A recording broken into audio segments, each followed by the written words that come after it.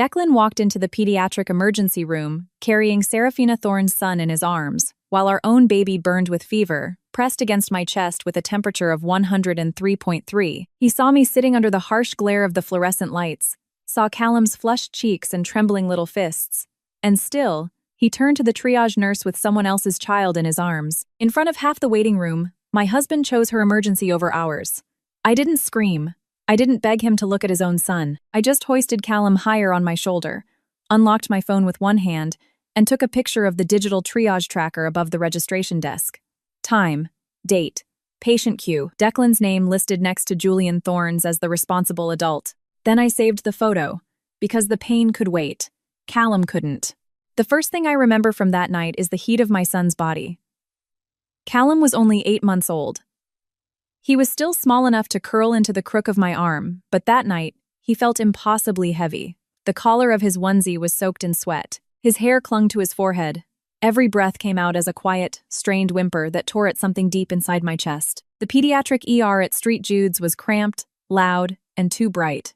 A toddler was crying by the vending machines.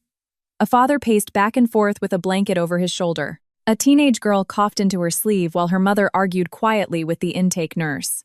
The air smelled of bleach, wet winter coats, and fear. I sat on a blue plastic chair, holding Callum tight. The diaper bag rested at my feet. I had already registered him. I had already given the nurse his vitals. I had already texted Declan 6 times. Callum is at 103.3. We're in the St. Jude's pediatric ER. Please hurry.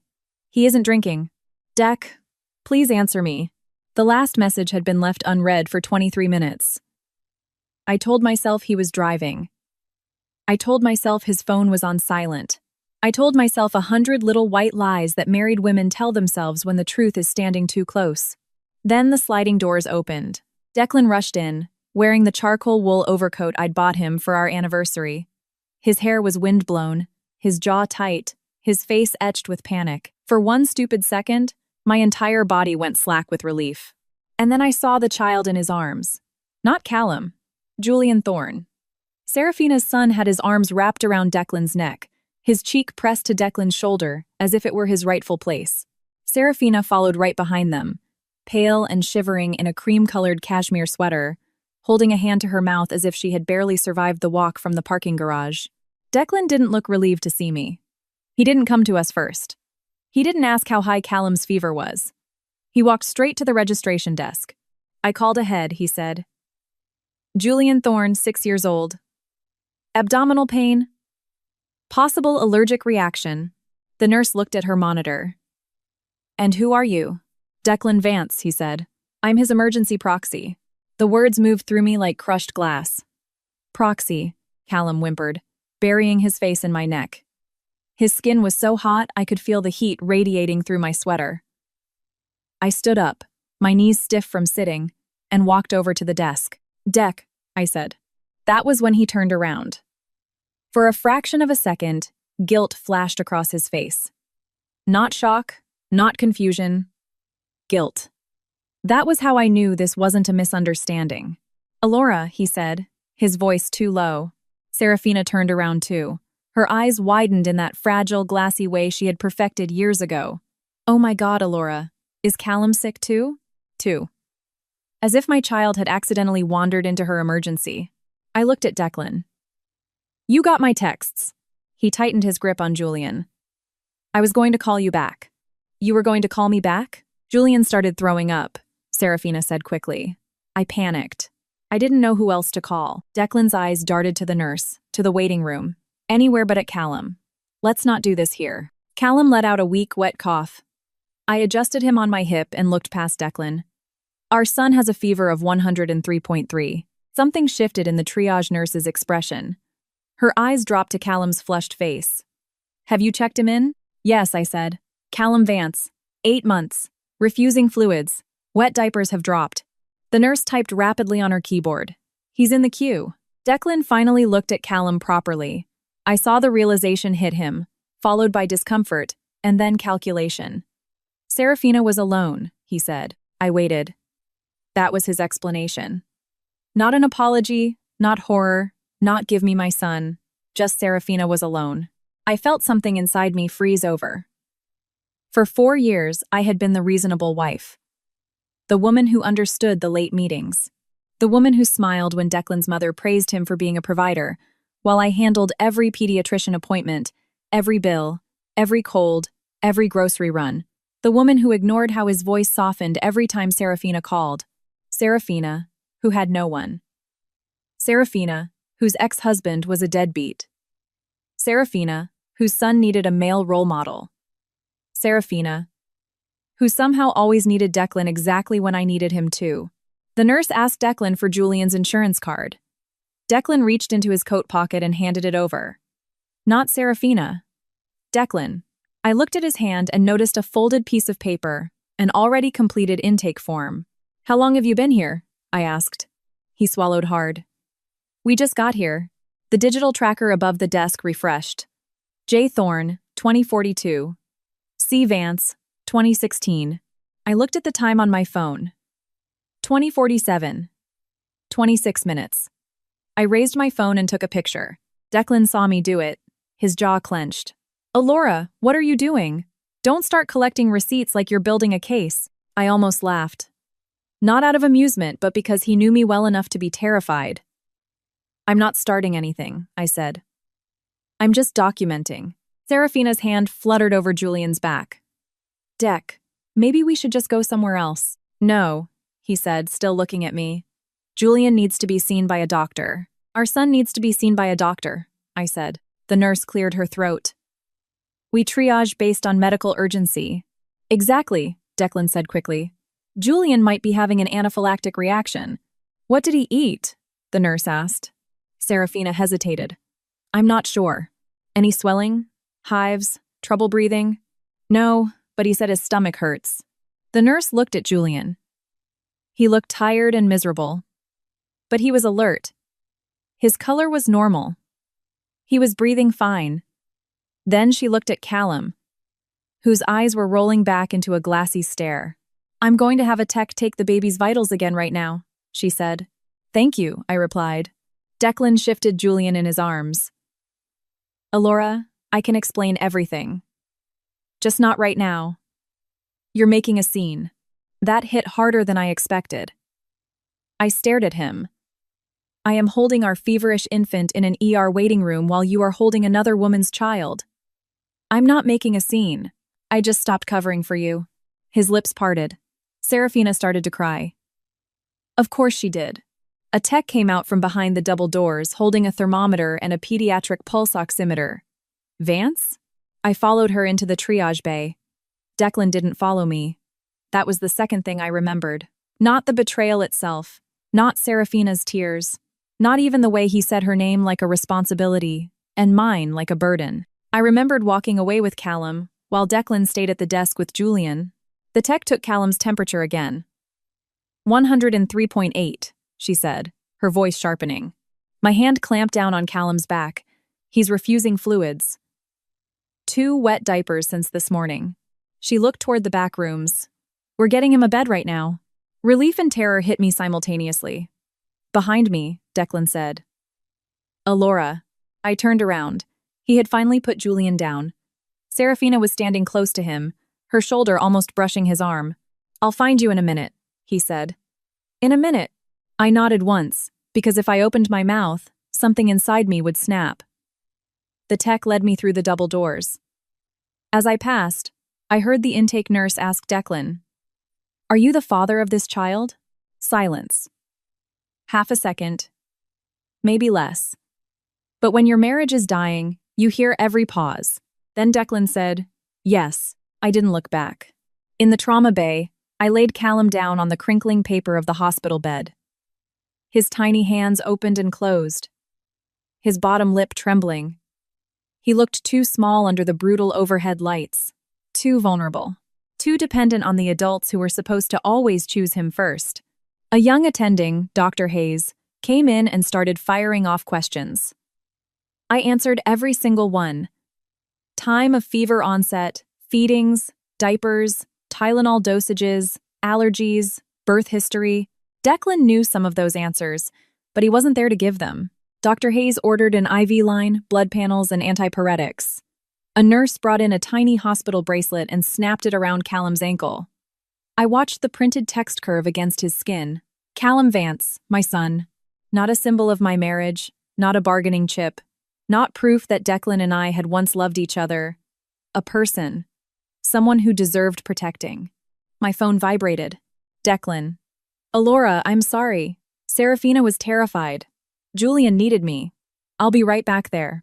I stared at the text until the letters blurred. Then I took a screenshot. Callum screamed when they placed the IV. It was a thin, exhausted wail, not the furious cry he let out when he was hungry. There was barely enough strength in it to fill the room. I leaned over him, pressing my cheek to his damp hair while the nurse taped the line to his tiny hand. I know, baby, I whispered. I'm here. His little fingers curled around my thumb.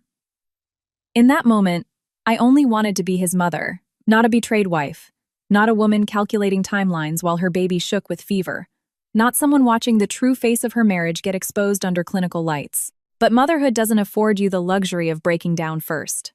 Dr. Hayes returned with a tablet. We're running a saline bolus and we're going to monitor him. His heart rate is elevated, which happens with high fevers and dehydration. We're waiting on the labs. He's going to be okay. We take this seriously, she said. You did the right thing bringing him in. Those words nearly broke me. You did the right thing. I needed someone to say it. Not because I doubted bringing Callum in, but because Declan had trained me to doubt my own reality. If I got upset, I was dramatic. If I asked for help, I was demanding. If I pointed out that Serafina called too much, I was insecure. Now my son was hooked up to an IV, and Declan was somewhere else in this hospital with another woman. My phone buzzed again. Declan, Julian is being seen now. I'll come back after. I typed, Callum is at 104. Fever spiked. Doctor is concerned. Delivered. No response. 5 minutes passed. Then 10. Nurse Brenda came in to check Callum's vitals. She was in her 50s, with tired eyes and a calm demeanor that grounded the room. Is Dad coming back? She asked, not unkindly. I looked at the door. Apparently not. She let the silence hang just long enough to let me know she understood more than she was saying. Is there anyone else you'd like us to call? No. The answer came too fast. My mother, Lorraine, was in New Hampshire, an hour and a half away. My best friend, Maeve, would have driven over in pajamas if I asked. Declan's sister, Imogen, loved Callum more genuinely than Declan's own parents did. But I had spent so long protecting Declan's image that even in an emergency, my first instinct was damage control. Nurse Brenda adjusted the IV drip. You're listed as the primary guarantor. Declan Vance is listed as the spouse and secondary medical proxy. Right. The question felt routine, but it wasn't. I looked at the tablet in her hand. Is he still listed there? Yes. He has access to medical updates, discharge papers, billing coordination, and emergency decision-making. If you were incapacitated, a cold thought bloomed in my chest. If I had passed out in the parking lot, if I had been in an accident, if something happened to me, Declan would be the one the hospital called. Declan would make the decisions. Declan, who looked at his feverish infant and chose to stay with Serafina. Can that be changed? I asked. Brenda looked at me carefully. Yes. Not through me, but through administration. Because he's the father, certain things depend on legal custody. But HIPAA authorizations, portal access, and proxy status can be revoked and updated by the primary guarantor in the clinic's system. The primary guarantor. That was me. I had set up Callum's SSN and insurance. I filled out the newborn paperwork. I scheduled his vaccines. I sat through the lactation consults, fought the sleep regressions, and argued with the insurance company while Declan was in urgent meetings that somehow always ran late on Serafina's bad days. Can I do that tonight? I asked. Brenda nodded. Once the baby is stabilized, I can have an administrator come down here. The door opened. Declan walked in. For a moment, the room seemed to shrink around him. He looked impeccably dressed, worried, and entirely out of place. His overcoat was still buttoned. His wedding band caught the light as he ran a hand through his hair. How is he? He asked. I watched his eyes take in the IV line, Callum's flushed face, the monitor. He's dehydrated, I said. They're running labs. Declan winced. God, Alora, I'm so sorry. Where is Julian? With Serafina. They're waiting for discharge papers. So, Julian is being discharged. He stiffened. He still needed to be seen. They think it's a stomach bug. They weren't sure it wasn't anaphylaxis. Serafina was terrified. I echoed his text. And Callum? What? Callum wasn't terrifying enough? Declan glanced at Brenda, who pretended to be entirely absorbed in the IV pump. Can we talk outside? No. Callum is the only conversation. He exhaled slowly. I made a difficult judgment call in the moment. A difficult judgment call. The words were so clean, so professional, so bloodless. You made a choice, I said. Serafina didn't have anyone else. Julian doesn't have a father who shows up. Callum has a father who could show up, I said. He just showed up for someone else. Declan's jaw locked. That's unfair. Unfair. I said it so quietly he almost didn't catch the threat in it. He stepped closer. I'm here. Right now. I looked down at Callum. His eyes were half open, unfocused. His little hand twitched under the tape. Right now is too late. Declan rubbed his forehead. I can't undo it. No, I said. You can't. The silence between us shifted. He heard something final in my voice, because his expression changed from guilt to apprehension. Don't do this, he said. Do what? Don't turn one bad night into a marriage-ending catastrophe. I almost admired how quickly he did it. He had already reduced the night to a fight, a misunderstanding. One bad night, something I was escalating. Brenda pursed her lips but said nothing. I reached into the diaper bag and pulled out my accordion folder. Declan used to tease me for carrying physical copies of important documents, insurance cards, pediatric records, vaccine charts, emergency contacts. He called me old-fashioned. I opened the folder and pulled out the carbon copy of the intake form I was handed when I registered Callum. Time, 2016. Presenting guardian.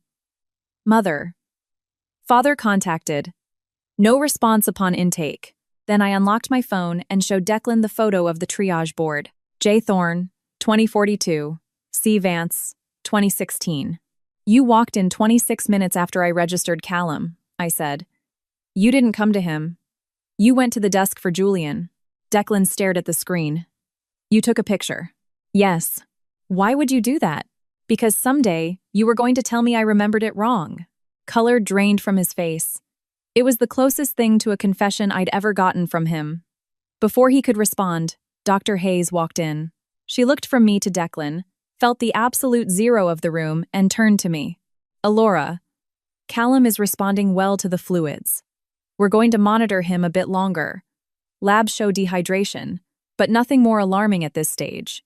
That's great news. I let out a shaky breath. Thank you. Declan stepped closer to the bed. Hey, buddy. Callum didn't turn to him. It was petty to notice, but I noticed anyway. Declan reached for Callum's leg, but I put my hand there first. He looked at me. What are you doing? Protecting him. I'm his father. Tonight, you were Julian's proxy. His eyes turned to ice. You can't erase me just because you're pissed off. No, I said. I can update the HIPAA authorizations and portal access because I am the primary guarantor of record.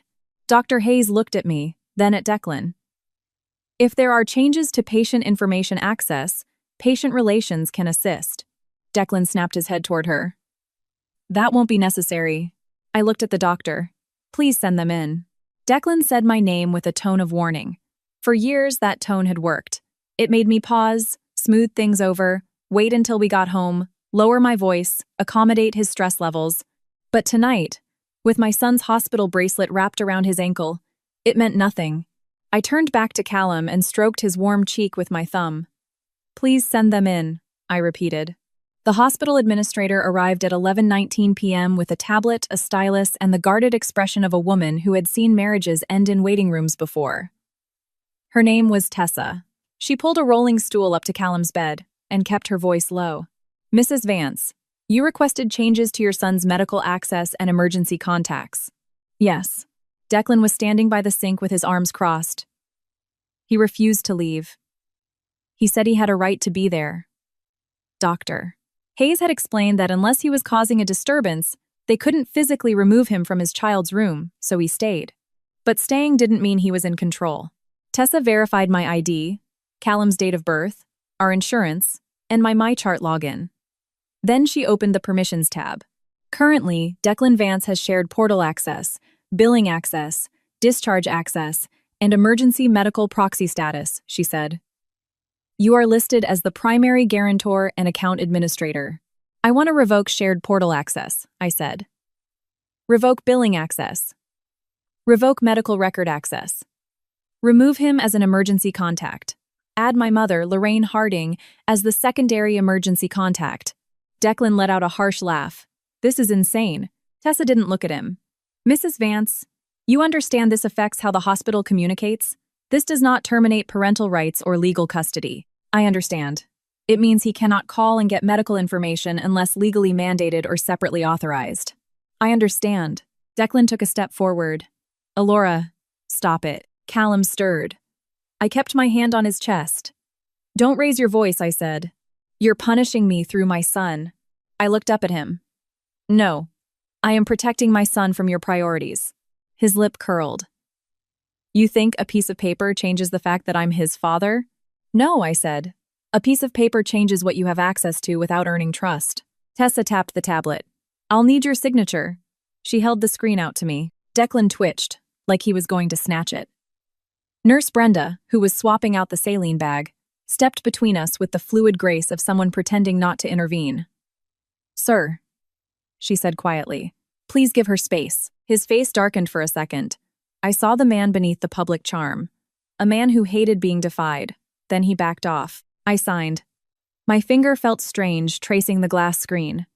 Calm, steady, like it belonged to someone else. Tessa printed a confirmation receipt from a mobile printer. The device hummed, clicked, and spit out a piece of paper that felt heavier than a marriage license. Updated patient authorizations. Callum Vance. Primary, Alora Vance. Secondary emergency contact, Lorraine Harding. Revoked user, Declan Vance. Removed. The words sat on the page in stark black ink. Declan stared at it. You're going to regret this, he said quietly. That was when I knew he still didn't get it. Regret is for people who move too fast. I had been moving slowly for years. I had regretted in silence. I regretted forgiving him when he missed our first anniversary dinner because Serafina's car battery died. I regretted laughing it off when he took Julian to a father-son hockey clinic because the kid needed it. I regretted believing him when he said Serafina was family, just not that kind of family. I regretted it in silence until the regret became the house I lived in. This wasn't regret. This was a door out. Tessa left. Brenda dimmed the lights. Callum finally fell asleep. Declan remained standing in the corner. For almost 20 minutes, neither of us spoke a word. Then his phone buzzed. He looked down at it. I knew who it was before his face even changed. Go, I said. He looked up. What? Serafina is texting you. About Julian, I'm sure. He shoved the phone in his pocket. You're being cruel. I nodded, almost to myself. That's the word you use when I stop being convenient. He frowned. What does that mean? It means when I paid the mortgage during the months you missed your bonus, I was supportive. When I hosted your clients, I was welcoming. When I watched Julian so Serafina could go to a job interview, I was kind. When I asked why you were at her apartment at midnight, I was jealous. And when I removed you from the medical records after you abandoned our sick child, I became cruel. The skin around his mouth went pale. I didn't abandon him. You walked past him. The sentence dropped into the room and stayed there. Declan looked at Callum. I saw him. Yes, I said. That makes it worse. He sank heavily into the chair by the door. I almost pitied him. Almost. At 1:26 a.m., Callum's fever finally broke. Dr. Hayes said we could likely go home before dawn if he kept improving. I nodded, listened, asked questions, took notes. Declan dozed in the chair. When the discharge papers came at 3:08 a.m., Brenda handed the folder to me. Only to me. Declan woke up as I was packing the diaper bag. We're leaving? He asked. Callum is discharged. Give me the papers, I'll pull the car around. I called an Uber. He blinked. What? I'm not letting you take an Uber at 3 a.m. We have an infant. I know. Then stop acting like this. I zipped the bag slowly. Like what? Like I'm dangerous? I looked at him for a long time. You are unreliable in an emergency. That alone is enough to make you dangerous. He flinched. Fine. Brenda came back with Callum's final instructions. Push fluids. Tylenol. Motrin schedule. Monitor wet diapers. Follow up with the pediatrician in 24 to 48 hours. I'll handle it, I said. Declan reached out his hand. I need a copy of that. Brenda looked at the chart. Sir, per the current HIPAA authorizations, discharge documents are released exclusively to Elora Vance. His face froze. I am his father. She remained polite but immovable. You will need authorization to access medical records. He turned to me. And there it was, the first real panic. Not when Callum cried. Not when I said his fever was 104. Not when the doctor ordered an IV. But now, when the system stopped answering to him. Elora, he said, tell her it's fine. I lifted Callum into my arms. His body was cooler now, still warm but no longer burning. No, I said. The Uber pulled up to the ER entrance 4 minutes later. I stepped out into the freezing night air, holding the baby tight against my chest, the discharge folder tucked under my coat. Declan followed me onto the sidewalk. You're taking him home, he demanded. I'm taking him somewhere quiet. Where? I opened the car door. That is no longer emergency information you are entitled to. His face contorted. You can't just disappear with my son. I'm not disappearing. I'm documenting. I got in the car. As we pulled away, Declan was standing under the hospital awning, looking smaller than I had ever seen him. His phone screen glowed in his hand. This time, when he called, I sent it straight to voicemail, and then I turned off my location sharing. I didn't go to our house that night. I went to Maeve's. She opened the door at 3:41 a.m. in flannel pajama pants and an old Boston University hoodie, wearing the expression of a woman willing to commit a felony for her best friend. She took one look at Callum and stepped aside. I made the bed in the guest room, she said. Humidifier is running. Clean towel on the chair. Do you need tea, formula, a shovel to bury a body, or all three? I almost started sobbing. Not because of the joke, but because she didn't ask me to explain myself before she helped me. I just need to sleep, I whispered. But there was no sleep. Callum woke up every hour. Nights with a fever aren't nights at all. They are a series of alarms, damp washcloths, plastic medicine syringes, whispers in the dark, and sheer terror masquerading as competence. By morning, my body felt hollowed out. Callum's temperature was staying low. He drank a little Pedialyte and smiled once at Maeve's ginger cat. And that tiny smile felt like the sun coming up. Declan called 18 times. He sent 26 text messages. Where are you? This is childish. I need to know my son is safe. Serafina feels awful, by the way. You're blowing this out of proportion. My parents are asking questions. Call me before you make this worse. Elora, I'm sorry. Please. You can't hide Callum from me. I'm going home. The pivot from blame to apologies and back to threats was almost elegant. I screenshot every single one. At 9:12 a.m., I called Callum's pediatrician, Dr. Lynn, and booked a follow-up. Then I called St. Jude's administration and verified the access changes were locked in. Then I called my mother. She didn't interrupt me once while I told her. When I finished, she said, "Do you want me to drive down?" "Yes. I'll be at Maeve's." That was it. No lectures, no marriage is hard, no think of the baby. My mother had once loved Declan with that cautious affection mothers reserve for sons-in-law who make their daughters smile. But she had also watched me shrink over 4 years. By 10:30 a.m., I was ready to go to the house. Not because I wanted to see Declan, but because I needed the paperwork. Maeve offered to go with me. I declined. It was my house, my marriage, my evidence. But I left Callum with her. When I pulled into the driveway in Newton, Declan's Audi was there. So was Serafina's Lexus. For a few seconds, I sat behind the wheel and stared. There are betrayals that knock the wind out of you. And then there are betrayals so heavy-handed they clarify absolutely everything. Serafina was in my house. After the ER, after my baby had an IV, after Declan found out he'd been scrubbed from Callum's medical chart, he brought her to my house. I turned on the voice recorder app on my phone and slipped it into my coat pocket. Then I walked in. They were in the kitchen. Serafina was sitting at my marble island, holding a mug with both hands. Declan was standing next to her, too close. His hand rested on the counter right next to her elbow. They looked like a couple waiting for bad news. Bad news. Serafina stood up quickly. Alora, I wanted to apologize. I looked at Declan. Why is she in my house? He stiffened. Our house. My name is on the deed, too. Answer me. Serafina looked distressed. Because of Callum. Her eyes welled with tears. Fascinating. Did you ask to see Callum last night while he was being treated? Her mouth opened and closed. Declan stepped forward. Don't interrogate her. I let out a short laugh. It surprised all of us. Interrogate her? Dec. She is drinking coffee in my kitchen after you abandoned our child in a waiting room for hers. I am being shockingly polite. Serafina's tears spilled over. I never meant to come between you two. No, I said. You just meant to stand close enough that Declan would do it for you. Declan slammed his mug down. Enough, that commanding voice again. I turned to him. He glared at me. No, I repeated. You do not get to use that tone with me anymore. Serafina whispered. I should go.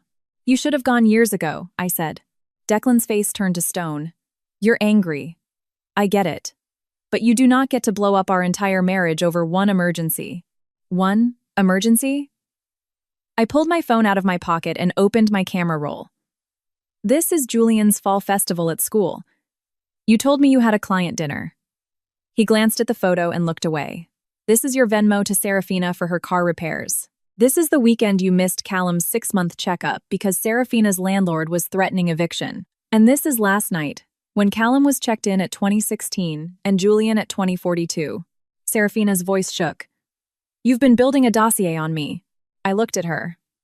Women like you count on women like me being too embarrassed to keep receipts. Declan stepped toward me. You sound paranoid. No. I sound done. The word changed the air pressure in the room. Declan's anger faltered. Done with what? I walked past him to the hall closet and pulled out a small weekender bag. His eyes tracked me. Alora. I walked upstairs. He followed. Our bedroom. The bed was unmade on his side. Mine was still neatly tucked from yesterday morning. I opened my dresser and started throwing clothes in. Not everything. Just enough. Declan stood in the doorway. You're not leaving. I folded a sweater. I already left. You spent the night at Maeve's. Stop being dramatic. I turned around. Callum had an IV in his hand while you were comforting Serafina. His face tightened. Julian was sick too. Julian was discharged with a stomach bug. He's a kid. Callum is a baby. He ran both hands through his hair. I made a bad judgment call. Fine. I admit it. But locking me out of the hospital system, turning off your location, packing bags that is unhinged, so is having your ex-girlfriend in your marital kitchen the morning after you walked away from your son. She is not my ex-girlfriend. I stopped packing slowly. I turned around. Then what is she? He looked genuinely cornered. She's someone I care about, he said. And there it was. Not love, not an affair, not a family friend. Someone I care about. A phrase soft enough to deny, but intimate enough to destroy everything. I nodded and zipped the bag. He reached for my arm. I stepped back. Don't touch me. Hurt flashed across his face, but it was mixed with annoyance, as if my boundaries were an inconvenience. I am your husband. Then go be a husband somewhere else. I walked over to my nightstand. My wedding ring was sitting in the small ceramic dish next to the baby monitor. I had taken it off at Maeve's when Callum spit up on my hand, and I hadn't put it back on. Declan saw me look at it. His voice dropped. Alora. I picked up the ring and placed it right next to the baby monitor. Not in the dish, but out in the open. I'm not making a scene, I said. I'm stating a fact. Downstairs, the front door clicked shut. Serafina had finally left. Too little, too late. Declan looked toward the sound, then back at me. That split-second glance told me more than any confession. Even now, a piece of him needed to make sure she was okay. I pulled up the handle on my bag and walked past him. At the front door, I paused and looked back at the house. The framed wedding photo in the hallway showed two people laughing under a floral arch. I remembered that day. I remembered believing that joy was proof. It wasn't. Sometimes joy is just a photo taken before the terms of the deal change. I walked out with my bag, my folder, my laptop, and the baby monitor. Declan yelled from the porch, "Where is Callum?" I turned around.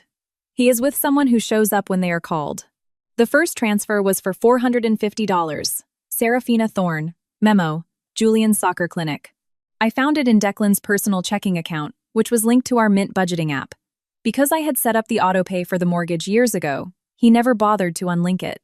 Declan managed his image meticulously, but he was sloppy with the details, assuming I would never check. The second transfer. Memo.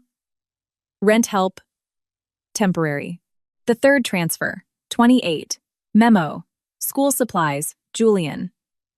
The fourth transfer. 360. No memo. I was sitting at Maeve's dining table with my laptop open. Callum was asleep in the next room, and a cup of coffee was going cold near my hand. My mother, Lorraine, sat across from me, reading every line as I downloaded the bank statements. She never once said, "I told you so." That was why I could keep going. By noon, I had found 17 payments over 14 months. Some from his personal account, some from the joint. 2 transfers came from the high-yield savings account we opened after Callum was born. One of them I stared at for a very long time. $3,500. Serafina Thorne. Memo. Concierge Pediatrician Annual Retainer. The date was 3 weeks after Callum was born. 3 weeks after my C-section. 3 weeks after I sat on the bathroom floor crying because my incision burned and Callum wouldn't latch. And Declan told me he needed to clear his head and go for a drive. I thought he went to the Charles River. Maybe he did. Maybe Serafina lived by the river. My mother reached across the table and touched my wrist. "Alora, I'm fine. You don't have to be fine. I do right now." She nodded because she understood. The time for shaking would come later. First, I needed the PDFs. I downloaded the statements, saved the files, took screenshots, and forwarded the digital receipts to a new email address Declan didn't know about. At 1:15 p.m., I called Sloan Whitmore. Sloan had handled Maeve's divorce 2 years prior. She was known for her surgical precision and an absolute allergy to courtroom theatrics. I liked her immediately. Her paralegal booked me for a 4 p.m. consultation. Declan kept texting. "My parents are furious. This is humiliating. Serafina won't stop crying. You need to call my mother. I want to see Callum tonight. You cannot deny me visits. I know my rights." I replied to one text. "Callum has his pediatric follow-up tomorrow. All communication regarding him will remain in text format for documentation." He replied seconds later, "Documentation. Are you serious?" I took a screenshot. Then Serafina texted me. I didn't know she had my number until her name popped up. "Alora, I know you hate me right now, but Dec is devastated. He loves Callum. He loves you. Please don't make irreversible decisions because of postpartum emotions." Postpartum emotions. It was one of those phrases designed to sound gentle while it cut your throat. I stared at the text and then laughed so loudly my mother looked up in alarm. She thinks talking about my hormones is going to help her. My mother's expression turned to frost. "Send that to the lawyer." I forwarded it. Sloan Whitmore's office was on the 6th floor of a brick building in downtown Boston, with frosted glass doors and a total absence of motivational quotes on the walls. I appreciated that. Motivational quotes feel like an insult when you are carrying bank statements and ER discharge papers in a diaper bag. Sloan was in her late 40s, with sleek dark hair and reading glasses on a chain. She listened without interrupting as I laid out the timeline. 2016, Callum registered. 2042, Julian registered. Declan arrived with Julian. Declan stayed with Serafina. Callum received an IV. HIPAA access revoked at 23:19. Discharge at 3:08 a.m. Declan denied paperwork. Serafina in my kitchen the next morning. And 17 financial transfers. When I finished, Sloan looked at the documents for several seconds before speaking. "You are not overreacting." I closed my eyes. The validation almost broke me. Sloan continued. "You need to decide what you want. File for divorce immediately. Establish temporary emergency custody and visitation orders. Freeze the joint assets. We can move fast. But I won't push you down a legal path you aren't ready for." I opened my eyes. "I want Callum safe. I want Declan locked out of his medical portal until a judge says otherwise. I want our joint accounts protected, and I want the divorce papers drafted. Sloane gave a short nod. No surprise, no pity. Good. We start with temporary physical custody and a financial restraining order to preserve marital assets. Do you believe Declan will drain the accounts? I would have said no yesterday. Now? I think Serafina needs her rent paid. Sloane smiled, a microscopic curve of her lips. Then we file an ex parte motion to protect the estate. She made a list. Tax returns, mortgage docs, bank statements, credit card statements, Callum's medical chart, screenshots, any text from Serafina, any proof Declan presented himself as Julian's guardian. I froze. In the hospital. He told the nurse he was Julian's emergency proxy. Sloane looked up. Is he? I don't know. We will find out. If he signed documents assuming financial or legal responsibility for another child while neglecting his own infant's medical emergency, that speaks to character and judgment. Neglecting. The word made my stomach turn. Sloane noticed. I'm not saying he legally abandoned Callum in a criminal sense. I'm saying the facts matter. Let the paper speak. That phrase became my anchor. Let the paper speak. Because if I spoke, Declan would say I was too emotional. If I cried, Serafina would say I was unstable. If I yelled, his mother would say I was punishing him. But the paper didn't shake. The paper didn't raise its voice. The paper couldn't be accused of postpartum jealousy. The paper stayed exactly where it was. When I walked out of Sloane's office, the sky was turning dark. My phone buzzed the second I hit the pavement. Declan. My mother wants us to come over for Sunday dinner. We need to handle this like a family. Family. The same family that smiled while I cooked, hosted, cleaned, managed the calendar, remembered birthdays, bought the gifts, sent the holiday cards, and made Declan look like a better husband than he actually was. I typed back. I will be there. Callum will not. The typing bubble appeared. Disappeared. Appeared again. Declan, do not embarrass me. I looked at the text, then at the folder in my hand. For the first time in 24 hours, I smiled. Too late. Declan's mother believed any crisis could be resolved at her dining table, because her dining table was where she held court. Corinne Vance had a long mahogany table, fan-folded linen napkins, and a talent for making insults sound like maternal concern. Once, 3 weeks postpartum, she told me I was brave for taking so long to lose the baby weight. Declan had chuckled. I had smiled, because I was holding Callum and too tired to bleed in public. That Sunday, I arrived alone. Corinne opened the door, wearing a string of pearls and a tight smile. Her eyes dropped to my empty arms. Where is the baby? With my mother. Her smile thinned. We are his family. Yes, I said, which is why I am here. Declan was standing in the living room with his father, Sterling, and his sister, Imogen. He looked exhausted. Good. But he also looked relieved to see me. That angered me more than the betrayal. His relief meant he still believed my presence was a surrender. Imogen approached me first. She was 5 years younger than Declan, and the only Vance who ever asked how I was doing without checking Declan's face for approval first. Alora, she said quietly. How is Callum? Better. Fever broke. His checkup went well. Her shoulders dropped. Thank God. Declan's eyes darted to mine. You could have told me that directly. You received the portal update I forwarded. You sent one sentence. It contained all necessary medical information. Corinne inhaled sharply. This is exactly what we need to discuss. Dinner was roast beef, asparagus, au gratin potatoes, and judgment. For 15 minutes, they pretended to be civilized. Sterling asked about work. Imogen picked at her food. Declan watched me like a man waiting for a trapdoor to open. Then Corinne put her fork down. Alora, I understand you were frightened. A sick baby is terrifying. But what you did to Declan at the hospital was vindictive. There it was. I took a sip of water. What did I do to Declan? You removed him from his own child's medical records. After he left his own child untreated in a waiting room, Declan's voice went tight. Callum was already registered. Callum was waiting, and Serafina's son was sick. Mine was too. Sterling cleared his throat. Children get sick. Parents make imperfect decisions under stress. I turned to him.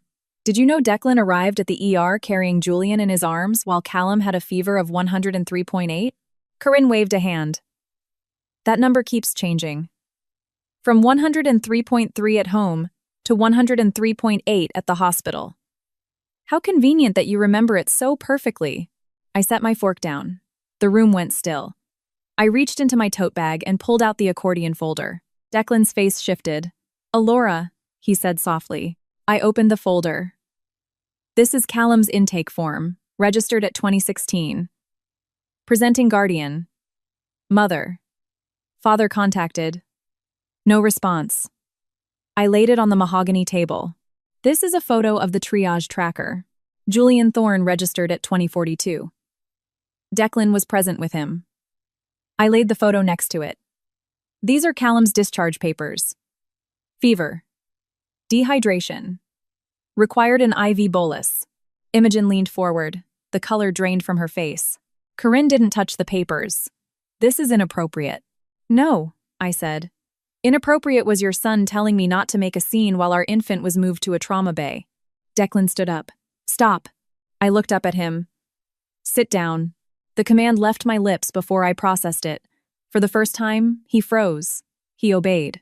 Imogen picked up the discharge papers. Her eyes scanned the page. He needed an IV? Yes. She looked at Declan. You didn't tell us that. Declan rubbed his jaw. I didn't want to upset Mom. I laughed, a dry, hollow sound. You didn't want to upset Mom. How touching. Corinne's face flushed red. Do not speak with that tone in my house. Then don't invite me here to rewrite reality. Sterling looked at Declan. Is this true? Declan looked cornered again. I was starting to recognize that look. It appeared whenever the truth blocked all the exits. I made a mistake, he said. Corinne seized the word. Exactly. A mistake. Not a crime. Not abandonment. A mistake. I turned the page in my folder. These are Venmo and Zelle transfers to Serafina Thorne. The silence became a physical weight. Declan's chair scraped against the hardwood. That is private. It was funded from accounts linked to our marital budget.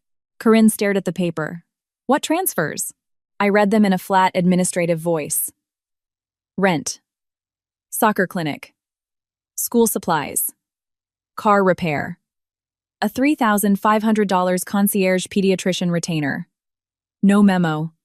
No memo again. 17 payments over 14 months. Imogen whispered. December. Serafina had always been a ghost in our marriage. Suddenly, she had a price tag. Declan's voice dropped. Serafina needed help. I pulled it from my personal budget. Sterling picked up the bank statement. This is from the joint account. 2 are from there, I said. 1 is from the high-yield savings account we opened after Callum was born. Corinne looked at Declan, really looked at him, for the first time all evening. Is this true? He said nothing. That was enough. I closed the folder. You all wanted to handle this like a family. Here is my proposal. I will communicate with Declan regarding Callum only in writing. I will not restore portal access at this time. I have hired an attorney. I am filing for divorce. Corinne gasped. Declan jumped up so fast his water glass tipped over. Ice water spilled across the table, soaking the edge of Callum's medical chart. I pulled the chart away before the water reached the ink. Even then, I was protecting the evidence. You are not filing for divorce, Declan said. I looked at him. I survived Serafina. I will survive you. That hit the mark. His mouth opened, but no sound came out. The doorbell rang. Everyone turned their heads. Corinne, pale and furious, marched into the foyer. When she opened the door, Serafina was standing there. Julian was behind her. She was holding a pink pastry box from a local bakery, as if she had been invited to a casual Sunday tea and not the implosion of my marriage. Her eyes found Declan first. Then she saw me. Oh, she whispered. I didn't know Alora would be here. I smiled with absolutely no warmth. Of course you didn't. Serafina Thorne was beautiful in the way fragile things are beautiful when everyone around them is terrified of touching them too hard. She had soft blonde hair, huge eyes, and a voice that always sounded like she was on the verge of tears. Even standing in Corinne Vance's foyer with a cake box, she looked like the injured party. Julian stood next to her, looking at the floor. I felt sorry for him. He was innocent. Children don't choose the adults who build hurricanes around them. Corinne recovered first. Serafina, this is not a good time. Serafina's lip trembled. Deck said it was a family dinner, I thought. I thought after everything, maybe I should apologize in person. Declan closed his eyes. That was how I knew. He had told her about the dinner, but he hadn't told her to stay away. Imogen stood up from the table. You invited her? Declan snapped. No. Serafina looked wounded. You said your mother wanted everyone to calm down. Corinne turned on Declan. You told her that? I was trying to manage the situation. I almost laughed. Manage. Declan didn't like honesty, but he loved management. Manage the wife, manage the ex, manage the mother, manage the optics, manage the sick child unless the other woman was crying louder. I stood up and gathered my papers. Serafina took a step into the room. Alora, please. I know you think I'm the villain. I don't think you're a villain, I said. Hope flickered across her face. I think you're a grown woman who knew exactly which married man to call. The hope died. Julian pressed closer to her leg. I lowered my voice. I will not discuss this in front of your son. Something like shame crossed her face, brief but instantly replaced by tears. Declan moved toward her. I saw it. Imogen saw it. His parents saw it. One step was all it took. One instinctual step toward Serafina, while his wife stood across the room with medical records and a diaper bag. Imogen whispered, "Oh my God." Declan froze, but it was too late. Serafina started crying harder. I never asked him to choose me. I looked at her. No. You just created scenarios where choosing you looked heroic. That's not fair. You called him because Julian's stomach hurt. He was throwing up. I told Declan it might be an allergic reaction. I was scared. Julian was having trouble breathing. Did he have swelling? I asked. Silence. Did he have hives? Declan said. Alora, stop. I rounded on him. Did Callum have a fever? Yes, he said through his teeth. Was Callum dehydrated? Yes. Did Callum need an IV? His jaw twitched. Say it. Imogen's voice cut through the room. December, he looked at his sister. She was holding Callum's discharge papers in her hand. Declan exhaled. Yes. Serafina wiped a tear. I didn't know it was that bad. I looked at her. You saw me holding him in the waiting room.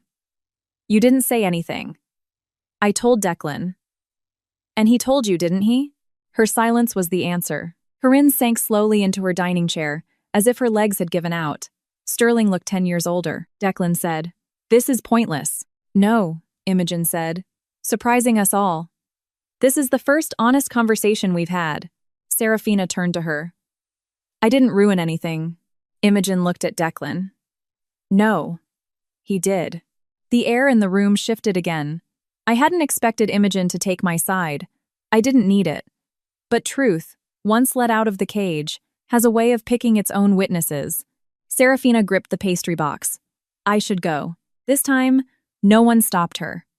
But as she turned around, a folded piece of paper slipped out of her oversized purse and landed near the welcome mat. Julian reached for it, but Imogen was closer. She picked it up. Serafina froze instinctively. Imogen looked down at the paper. Her expression changed. What is this? She asked. Serafina reached for it. It's private. Imogen stepped back. Dec's name is on it. Declan went rigid. I walked over. Imogen handed the paper to me. It was an emergency contact form for a private elementary school. Under Parent, Guardian 1, it listed Serafina. Under Emergency Contact 2, it listed Declan Vance. Relationship. Family friend. Financial guarantor. Declan Vance. I looked up. Declan's face was the color of wet cement. Serafina whispered, It's just for the school. They needed someone local. I held up the paper. You signed a financial guarantor pledge for her son's private school? Declan said nothing. Corinne let out a sound I had never heard from her before. Not anger. Fear. Because family embarrassment was one thing. Financial liability was entirely different. I carefully folded the paper and slipped it into my folder. Serafina lunged forward. That's mine. I stepped back. It fell in front of witnesses. I will make a copy and return it through my lawyer. Declan's voice was hollow. Alora. I looked at him. For the first time, He looked like he was afraid of me. Not because I was cruel, not because I was emotional, but because I was completely, utterly calm. I came here today, I said, to tell your family the truth. Thank you both for bringing the rest of it. Serafina's tears vanished. Just for one clean second, the mask of helplessness slipped. Her eyes narrowed. Her lips thinned. She didn't look broken.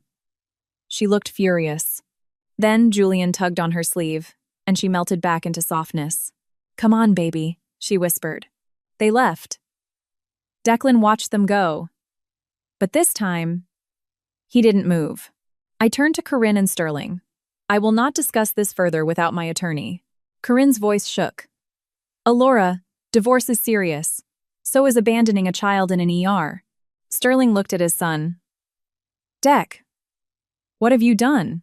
Declan was looking at me. The answer was in his eyes. He still thought the worst thing he had done was get caught. I pulled a document from my tote bag and laid it on the table. The petition for dissolution of marriage. The ex-parte motion for temporary custody. The motion to freeze marital assets. Sloan had drafted it that afternoon. Declan picked up the paper like it might burn him. "You had this plan before you got here?" "Yes." "You set me up." "No," I said. "I gave you a table, witnesses, and enough rope." His hand crushed the edge of the paper. I walked to the door. Behind me, Corinne started to cry. Sterling asked Declan about the school form. Imogen called my name, but I didn't stop until I was on the front porch.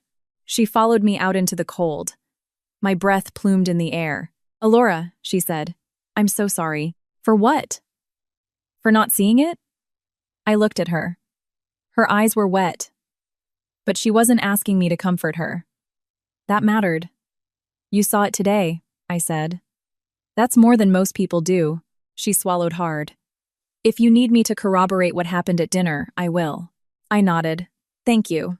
As I walked to my car, my phone buzzed. A text from Declan. "You don't know what you're doing." I looked back through the bay window. He was standing in the dining room under the chandelier, surrounded by the family he had tried to use against me, clutching the divorce petition like a man reading his own sentence. I typed back, "No, I know exactly what I'm doing." Declan didn't believe in consequences until they arrived on legal letterhead. On Monday morning, Sloan filed the divorce petition, the temporary custody orders, and the asset freeze. By Monday evening, Declan had called me 12 times, sent 2 emails, and 1 text message so long I had to scroll to read it. I didn't read any of it right away. Callum had his follow-up with the pediatrician. His fever was gone, his appetite returning. He slapped both hands on the crinkly paper of the exam table and laughed when it made a noise. The sound almost tore me apart with tenderness. Dr. Lynn reviewed the St. Jude's discharge summary and gently asked if there were any ongoing concerns since Saturday. "Medically, no," I said. She didn't pry further, and I was grateful for the professionalism. "I want to make sure your office has the same updated authorizations," I said. She nodded. "We can verify at the front desk." Again, the system responded to actions, not tears. At the front desk, I revoked Declan's access to the MyChart pediatric portal. The receptionist printed a confirmation. I added it to the folder. By the time I arrived at Sloan's office, Declan was already there. He was standing in the conference room in a navy suit, wearing the expression of a man who had decided to be reasonable for strategic purposes. His lawyer, an older man named Thaddeus Mercer, sat next to him. Sloan leaned toward me as I sat down. "Okay?" "Yes." Declan watched me closely. "How is Callum?" "Better." His jaw tightened at the brevity. "I'm glad." I said nothing. Thaddeus cleared his throat. "We are hoping to avoid unnecessary hostility. My client loves his son and wishes to restore normal parenting access, including medical information." Sloan opened her file. "My client is willing to provide necessary medical updates in writing." Given the events of Saturday night, unrestricted access to the medical portals is not appropriate at this time. Declan leaned forward. "I made one mistake." I looked at him. "You keep saying one." Sloan slid a packet of documents across the table. 17 financial transfers to Miss Thorne. A signed financial guarantor pledge for Miss Thorne's child. Multiple documented instances where Mr. Fate, Vance bypassed his own childcare duties or pediatric visits to assist Miss Thorne. The ER incident was not isolated. Thaddeus's expression barely shifted, but his hand reached for the papers. Declan didn't touch them. Those payments were loans, Declan said. Did your wife know about them? Sloane asked. He looked at me. No. Did you use joint marital funds? His jaw locked. A small amount. Did you use the savings account intended for Callum? Thaddeus shot him a warning look. Declan said, I fully intended to pay it back. I offered a weak smile, just like you intended to call me back. Sloane's foot brushed mine under the table. A reminder. Let the paper speak. I leaned back in my chair. Thaddeus adjusted his glasses. The financials can be settled in discovery. Our primary concern is that Mrs. Vance has unilaterally cut a father off from his child's medical data. Sloane nodded. After that, father prioritized a non-critical complaint of a non-relative child over the severe fever and dehydration of his own infant. Declan hit the table. Julian was sick. Sloane didn't even blink. Julian was discharged with no life-threatening symptoms. Callum required an IV bolus. Thaddeus turned a page. We don't have Julian's medical records. True, Sloane said. But we do have Mr. Vance's text stating Julian had a stomach bug. We also have his text stating, Miss, Thorne was terrified and Julian needed him. We have 0 texts asking if Callum needed him until after his portal access was revoked. Declan looked at me with something resembling betrayal. It was almost funny. He thought his words disappeared after he hit send. He thought marriage was a shredder. Sloane continued. My client is requesting temporary physical custody, a visitation schedule. All communication routed through our family wizard. A restriction on out-of-state travel without written consent, and a continued block on medical portal access until further order of the court. Declan stared at us. A parenting app? You want me to talk to my own wife through an app? I looked at him. No. I want you to talk about Callum through an app. I'm not a criminal. I didn't say you were. You're treating me like one. I am treating you like a man who lies if he isn't being recorded. His face hardened. Thaddeus held up a hand, stopping Declan before he could speak. Thaddeus was smart. The meeting lasted 90 minutes. Declan asked for overnights. Sloane said, not until Callum is older, and only after Declan completes an infant care course, given his documented lack of primary caregiving. Declan took offense. I remembered every night I paced the hallway with Callum while Declan slept through cries he claimed he never heard. Declan asked for portal access. Sloane offered written summaries. Declan asked to attend Callum's pediatric appointments. I said, not yet. He turned to me, his voice dropping. You're trying to erase me. I looked at him across the polished mahogany table. No, I said. You did that yourself in the triage room. I'm just updating the paperwork to match reality. He flinched. When the meeting ended, Thaddeus asked to speak to Declan alone. Sloane and I stepped out into the hallway. My legs started shaking the second the door closed. Sloane noticed. It's normal. It doesn't feel normal the first time. How many times does it take? As many as it takes to build a life he can't walk into without permission. I held on to that. In the lobby, Declan caught up to me. Elora. I stopped, but didn't fully turn toward him. He looked less polished now. Can we talk without the lawyers? He asked. No. 5 minutes. No. His voice cracked. I missed him. I looked at him then, truly looked at him for the first time since the hospital. He looked like Callum's father, not Serafina's savior. Tired, scared, ordinary. That almost hurt worse. You could have missed him while we were in the same hospital, I said. His eyes were red. I know. Okay? I panicked. Serafina called. Julian was crying. I thought you had it handled. Because you always have it handled. There it was. The most honest thing he had ever said. Because you always have it handled. Not because Callum was fine. Not because he wasn't needed. But because I had trained him to believe my strength meant he was free to spend his softness elsewhere. I nodded slowly. That's exactly why this had to happen. I had to stop handling what you break. He reached for my hand. I stepped back. His hand fell. Elora, please. The next update on Callum will come through the app once it's set up. I walked away. Behind me, his phone rang. I didn't look back, but I heard him answer. Serafina, I can't talk right now. A pause. Then, softer. Don't cry. I kept walking. The invitation came in a thick cream envelope embossed with the St. Jude's Foundation logo. The annual Pediatric Health Gala. Honoring partners in care. I almost threw it away. Before Callum, I had worked as a freelance event strategist for St. Jude's. I knew this gala intimately. I knew the seating chart for sponsors mattered more than the floral arrangements. I knew Declan's company, Vance MedTech, had been trying to solidify a vendor contract with the hospital network for 2 years. And I knew Declan would be there. Then Sloan called.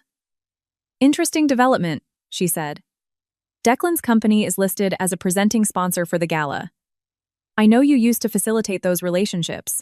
I introduced him to the foundation directors before I got pregnant. Of course. I looked at the invitation. Do you think I should go? I think if you want to attend an event you helped build, you shouldn't sit at home just because he might feel uncomfortable. It wasn't legal advice, it was permission. I didn't go for revenge. Not entirely. I went because for years, Declan had walked into rooms on bridges I built, acting like he engineered the whole city. The gala was held in the hospital's glass atrium. White string lights draped from the ceiling. Round tables filled the space where families usually rushed with cardboard coffee cups, discharge bags, and exhausted children. A string quartet played near the sponsor wall. I wore a sleek, long-sleeved black dress, simple earrings, and no wedding ring. The absence of it screamed louder than any diamond. People recognized me. Foundation staff hugged me. One sponsor asked when I was coming back to event planning. I smiled and said, soon. Then Declan and Serafina arrived. For a second, the room slowed down. He was in a tuxedo. She wore an icy blue gown that made her look fragile and expensive. Her hand rested lightly on his forearm, not possessive enough to be undeniable, not innocent enough to be a mistake. A few people looked at me. I could see the narrative forming in their eyes. Wife isn't with him. Husband arrives with someone else. Separated. Complicated. Wife is crazy. Serafina saw me and instantly dropped her hand. December no. Declan crossed the room toward me. Beneath his polite expression was controlled panic. What are you doing here? He asked. I scanned the atrium. Attending. It's a professional event. It's a hospital event. Serafina stepped closer. Alora, I didn't know you'd be here. You say that a lot. Declan lowered his voice. Don't make a scene. I looked at him and smiled. You brought the scene with you. Before he could answer, Dr. Hayes walked over. She was wearing a green cocktail dress and looked surprised but pleased to see me. Mrs. Vance. How is Callum? Much better. Thank you for asking. I'm so glad to see you. Her eyes darted quickly to Declan, then to Serafina, then back to me. Doctors are trained not to react. She almost pulled it off. Declan extended a hand. Dr. Hayes. Declan Vance. Callum's father. She shook it politely. Yes. We met briefly. Briefly. The perfect word. Serafina smiled. You treated my son too, Julian Thorne. Dr. Hayes nodded. I hope he recovered well. He did, Serafina said. Thank you. It was such a terrifying night. The words hung in the air like bad perfume. A few nearby sponsors heard it. Declan's shoulders tightened. I took a sip of sparkling water. Dr. Hayes looked at me. She didn't know everything, but she knew enough. The foundation director, Jillian Prescott, stepped onto the small stage and tapped the microphone. The program began. Speeches about pediatric access, sponsor generosity, community care, about the importance of showing up for children in crisis. I almost admired the universe's sense of irony. Declan was scheduled to speak on behalf of Vance MedTech. I hadn't known that until Jillian announced his name. Declan walked up to the stage with rehearsed humility. Serafina sat at a sponsor table in the front row. I stood near the back, by a tall arrangement of white lilies. Declan started strong. He spoke about technology, about supporting pediatric wards, about parents facing terrifying nights. And then he said it. As a father, I know there is nothing more important than being there when your child needs you. The room clapped softly. My hand tightened around my glass. Not out of pain. Out of absolute clarity. I set the glass down on a high-top table. Declan continued. Recently, my own family experienced a scare with our infant son. It reminded me how vital hospitals like St. Jude's are. My own family. The lie was small enough to pass. That was what made it dangerous. I started walking toward the stage. Not fast, not dramatic, just steady. Jillian saw me and blinked. Declan saw me a second later. He faltered mid-sentence. I stopped just behind the front row, not stepping onto the stage. I didn't need a microphone. The room was already quiet. Declan, I said. Which child were you there for? Absolute silence. All the blood drained from his face. Alora, Jillian whispered.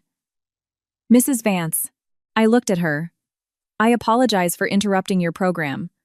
I care deeply about this hospital, which is why I will not stand quietly while a sponsor uses his fatherhood as a branding opportunity.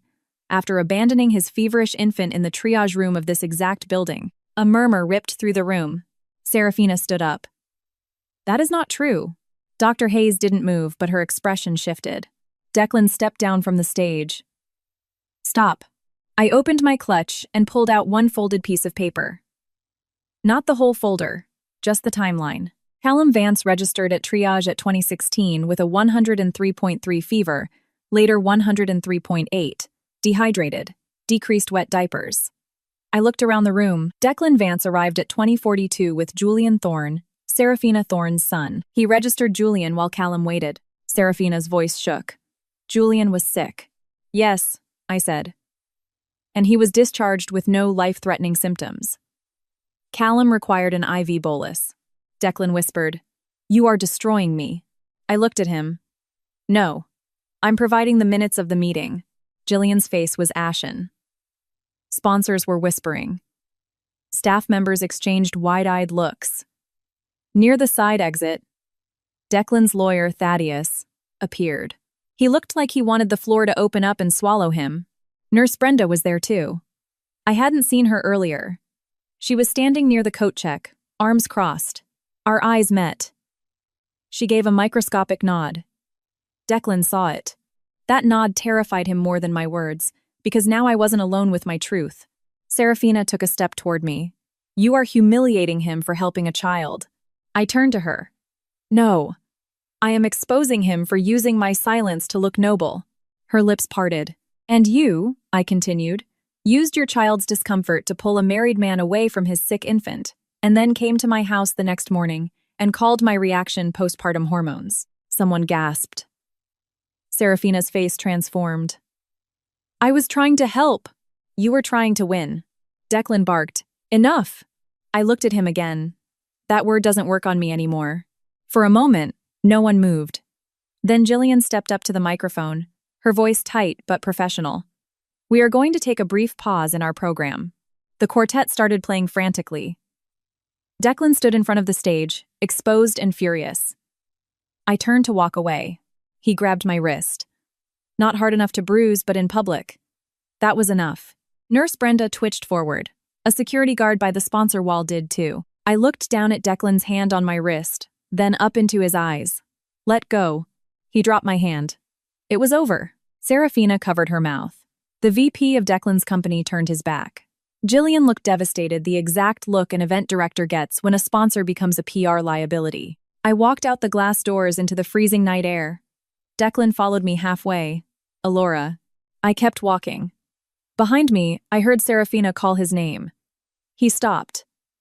Even then, after everything, he stopped. And that was the last time I ever needed proof.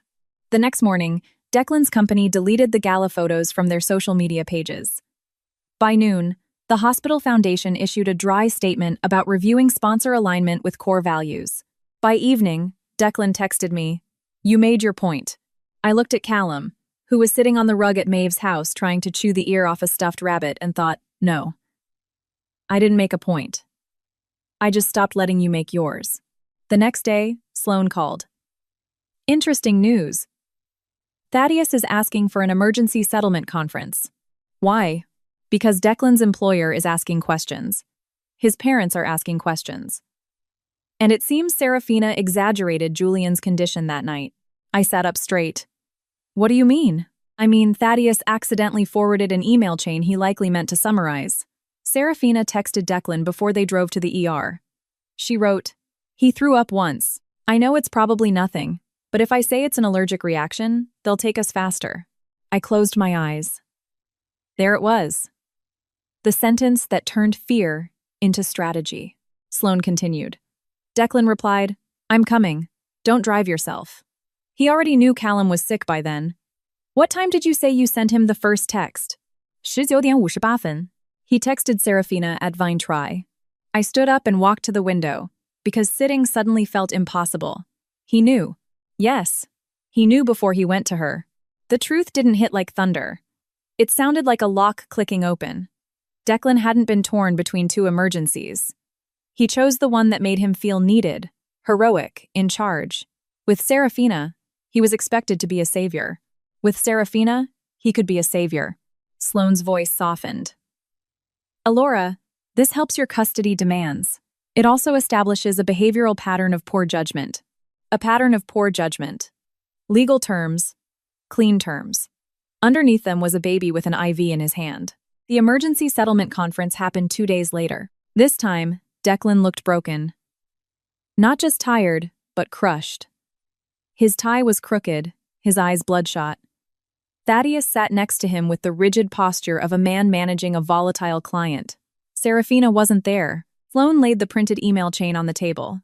Declan looked at it and froze. Thaddeus sighed. "We dispute your interpretation of those texts." Sloane raised an eyebrow. "Interpretation?" Thaddeus stayed quiet. "I read the text out loud. He threw up once. I know it's probably nothing. But if I say it's an allergic reaction, they'll take us faster." Declan flinched. I looked at him. "You got that after I told you Callum had a fever." His lips moved before sound came out. "I thought you had it handled." "Yes." My voice was eerily calm, which surprised me. "You thought I could handle our baby suffering alone, so you could go be important to Serafina." His eyes filled with tears. "I didn't think of it like that. That is the problem." Thaddeus leaned forward. "Mr. Vance acknowledges the gravity of the situation and is willing to accept a step-up parenting schedule while trust is rebuilt." Sloane said. "With conditions." Declan looked at me. "What conditions?" I opened my folder. Communication only through Our Family Wizard. Infant care classes. No contact between Callum and Serafina Thorne. No use of Callum's photos or medical info for corporate, family, or social media posturing. No portal access until further review. Full financial disclosure, reimbursement of marital funds sent to Serafina, guideline child support, and a signed stipulation of facts regarding the ER timeline. Declan stared at me like I was speaking a foreign language. "You want me to sign a paper saying I abandoned him? I want you to sign a paper stating what you did." "I can't do that." "Then don't." "The judge can read the discovery documents." His hands balled into fists. "You hate me." I thought about it. It would be easier if I hated him. Hate has energy. It gives you something hot to hold on to. But what I felt was much colder. "I don't trust you," I said. "That matters more." He looked down for the first time. He had no arguments left. Thaddeus asked for a recess. They stepped into the hallway. Through the glass, I saw Declan pacing. Thaddeus was speaking sharply. Declan shook his head. Thaddeus pointed at the paper. Declan put both hands against the wall and dropped his head. Sloane leaned toward me. "He's starting to realize this isn't a marital spat anymore." "What is it?" "It's a case file." I watched Declan through the glass. For years, I had wanted him to understand my pain. I imagined speeches, apologies, nights where he finally saw me. But sitting there, I realized his understanding was not a prerequisite for my freedom. He didn't have to get it. He just had to lose access to me. When they came back in, Declan's face was gray. "I agree to the app," he said. "And the classes. And the financials." Sloane waited. Declan's Adam's apple bobbed. "And the no contact for Serafina. And the reimbursement?" Sloane asked. Declan looked sick. "Yes. Medical access remains revoked," Sloane confirmed. He looked at me. And there it was, the old plea. The one that used to work because it made me feel cruel for saying no. "Alora," he said. "Please. I'm his dad. I need to know if he's sick." You will receive updates through the app. That is humiliating. No, I said. Humiliating is finding out your husband is the financial guarantor for someone else's kid while your baby gets an IV. Thaddeus closed his eyes. Declan swallowed hard. Then he nodded once. The signed stipulation came an hour later. It was dry and legal, but it held the facts. I was informed of Callum Vance's fever prior to my arrival at St. Jude's Hospital. I arrived at the pediatric ER with Julian Thorne. I did not immediately attend to Callum or assist Alora Vance with his registration or care. Callum subsequently required IV fluids. I acknowledge Alora Vance's concerns regarding my judgment that evening. Not an apology, but enough. I signed the preliminary agreement as we left. Declan followed me out to the elevator bank. I cut Serafina off, he said. I pushed the down button. I didn't ask what exactly he cut off. He pressed on, desperation bleeding into his tone. I told her I can't be her safety net anymore. The elevator doors opened. I stepped in. He put his hand on the door to stop it from closing. Does that mean anything to you? He asked. I looked at him. Yes. Hope sparked in his eyes. It means you finally figured out who she was. The hope died. I hit the lobby button. He pulled his hand back. The doors closed. The courthouse smelled like old paper, wet wool, and stale coffee. Sloan and I arrived at 8:35 a.m. My mother stayed at Maeve's with Callum. I wore a gray suit I bought before I got married, back when I worked full-time and believed competence could protect a woman from heartbreak. Declan was already there. So were his parents. Corinne looked smaller outside of her dining room. Sterling stood beside her, silent and grim. Imogen came alone, crossing the hallway the second she saw me. Alora, she said. I gave Sloan my affidavit. I know, thank you. She swallowed. Deck isn't speaking to me. I'm sorry. I'm not. She glanced at her brother. Not today. Serafina arrived 10 minutes later with a lawyer I didn't recognize. She wore black, like she was attending a funeral. Maybe she was. The death of a useful illusion deserves a dress code. Declan didn't look at her. She noticed. Her face fell. The hearing wasn't dramatic in the way people imagine court to be.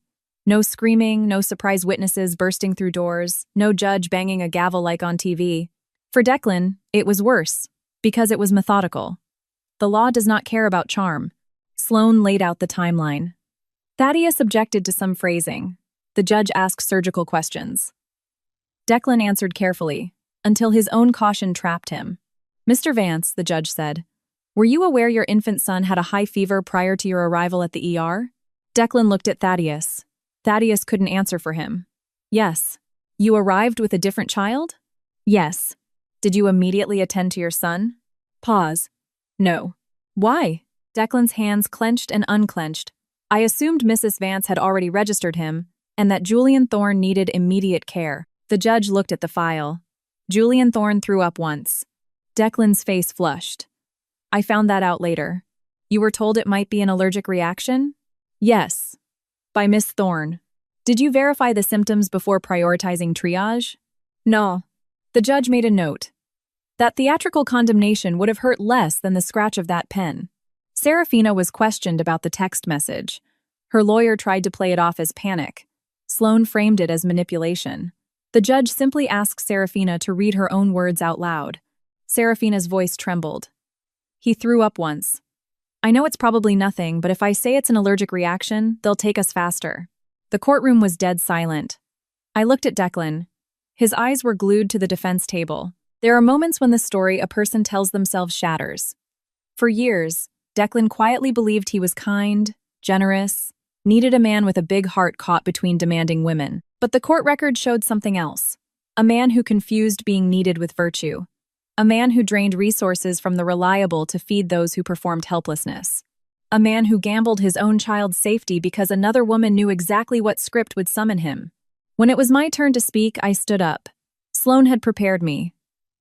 Answer the question asked. Stick to facts. Do not over-explain. Do not perform your pain for people who won't respect it anyway. The judge asked, Mrs. Vance, why did you revoke Mr. Vance's medical portal access? I took a breath. Because that night proved he could be physically present and still not put Callum first. I was the only parent managing my son's emergency care. I needed to ensure medical information only went to someone who would react based on Callum's needs, not another adult's emotions. Declan closed his eyes. "Are you seeking to alienate Mr. Vance from Callum?" the judge asked. "No. I am seeking a rigid structure until his decision-making becomes reliable." It was the truth. A truth cleaner than rage. By noon, the temporary orders became final. Primary physical custody remained with me. Declan received scheduled daytime visits twice a week, initially supervised for adaptation, then eligible for review. Communication via Our Family Wizard. No contact between Callum and Seraphina Thorne. Medical updates via the app. Portal access denied until further order of the court. Asset freeze maintained. Marital funds transferred to Seraphina were subject to an accounting offset in the final divorce decree. Declan sat perfectly still while the judge read the order. Corinne cried quietly. Seraphina left before the hearing fully adjourned. Imogen shook my hand in the hallway, then went to stand next to her father instead of her brother. Declan followed me out into the pale light outside the courthouse. Sloane walked a few steps behind me, close enough to intervene. "Alora," he said. I stopped. He looked broken. Unattractively broken. Not romantically heartbroken, just like a man who had finally hit a wall and realized he built it himself. "I called the pediatrician's office yesterday," he said. I was on hold. "I wanted to ask about Callum's vaccine schedule. I didn't say anything. They wouldn't tell me. I said I was his dad. I looked at him, and they said," his voice cracked. "They said I wasn't authorized." The sentence hung between us. Months ago, that would have gutted me. I might have caved. I might have called the front desk and put him back on the list, because Declan's pain used to feel like my responsibility. Now, I only heard the echo of a door I closed to keep my son safe. "That's correct," I said. His eyes filled with tears. "Do you know what that felt like?" I looked at him for a long time. "Yes," I said. "It feels like sitting in an ER while your baby needs help. And watching the person who is supposed to be with you choose someone else." He recoiled like I had slapped him. "I didn't apologize," he whispered. "I don't know how to fix this." "You don't. There has to be something." "There is. Be a safe father on the days you are assigned. Tell the truth. Stop making women manage your guilt." His lip trembled. "What about us?" There was that old hope in his voice, but I felt no joy in crushing it. "There is no us." He looked at Sloane, as if she had taught me how to be cruel. She hadn't. I grew into this clarity entirely on my own. "I loved you," Declan said. "I know," I said. "Just not enough to choose us when it counted." I walked away. This time, he didn't follow. 6 months later, Callum took his first steps in my new apartment. Not in Declan's house. Not in Maeve's guest room. Mine. The apartment got great morning light, had squeaky hardwood floors, and a kitchen that barely fit 2 adults at once. I loved it with a ferocity that surprised me. Every corner held something chosen after the fracture. The blue rug Callum loved to crawl on. The bookshelf I built slightly crooked, but kept anyway. A small framed poster by the door, no motivational quotes. Just color. Just mine. My mother visited often. Maeve lived 15 minutes away. Imogen came over every other Saturday with board books, stuffed animals, and such a careful respect for my boundaries that I slowly began to trust her again. Declan took the infant care classes. He never admitted how humiliating it was for him, but I saw it in the dry, clinical messages he sent through the app. Over time, the messages got better. Callum ate well. Diaper changed at 2:10 p.m. He seemed tired, so I cut the park trip short. "Please confirm the brand of diaper cream." Facts. Competence. That was all I ever asked for. His supervised visits turned into unsupervised daytime visits. He wasn't a monster. That mattered. He loved Callum, with the limited, learning love of a man who used to confuse biological fatherhood with capability, and now knew the difference. But he didn't get his medical access back. Not yet. Maybe not ever without a judge ordering it. He asked twice. The answer remained no. Seraphina vanished from his life, with less grace than she entered it. Declan's financial liability caused issues at Julian's school. Declan's requirement to reimburse the marital estate caused issues with Seraphina herself. Once Declan stopped paying, her helplessness grew sharp teeth. Imogen told me only what was necessary that ugly things were said, that Declan finally heard them. I didn't ask for details. I didn't need a theatrical punishment for Serafina. Her consequences were simple. She lost access to a man she had trained to save her. And Declan lost the fantasy that saving her made him a good man. The divorce was finalized on a rainy Thursday. Sloane sat next to me in the conference room. Declan sat across from me with Thaddeus. No family audience this time. No chandeliers. No hospital lights.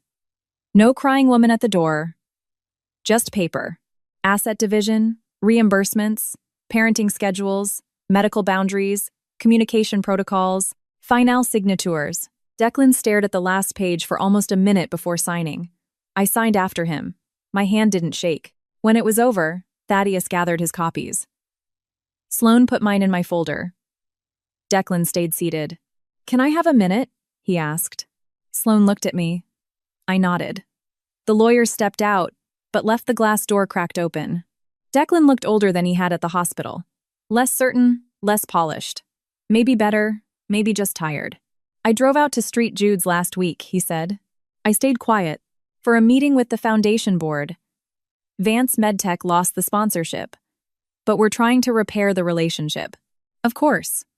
There is always a relationship to repair when bad PR is involved. He swallowed.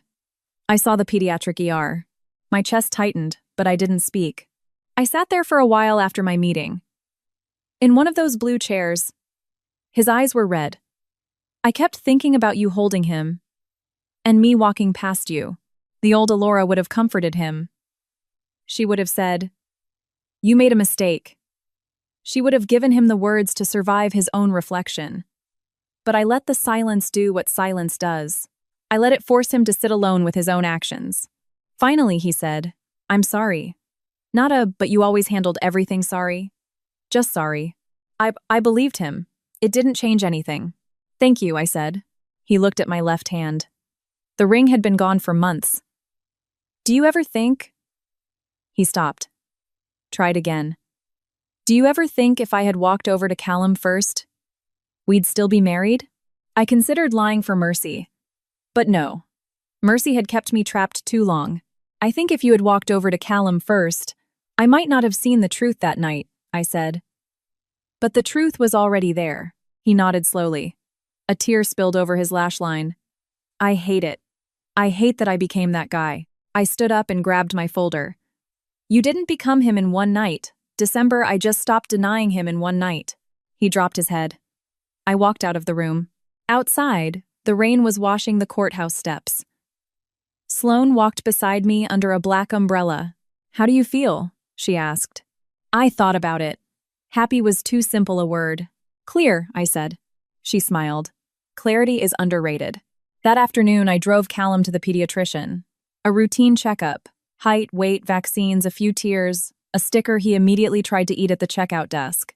The receptionist asked, "Any changes to the authorized contacts?" I looked at the printed form. Primary, Alora Vance. Secondary, Lorraine Harding. Emergency backup, Maeve Sullivan. Portal access, Alora Vance. Declan's name wasn't there. Not because he didn't have a role in Callum's life, but because access was no longer a default setting. It was earned, restricted, and documented. "No changes," I said. Callum cooed in my arms, reaching for my necklace. Outside, the rain had stopped. The asphalt gleamed silver.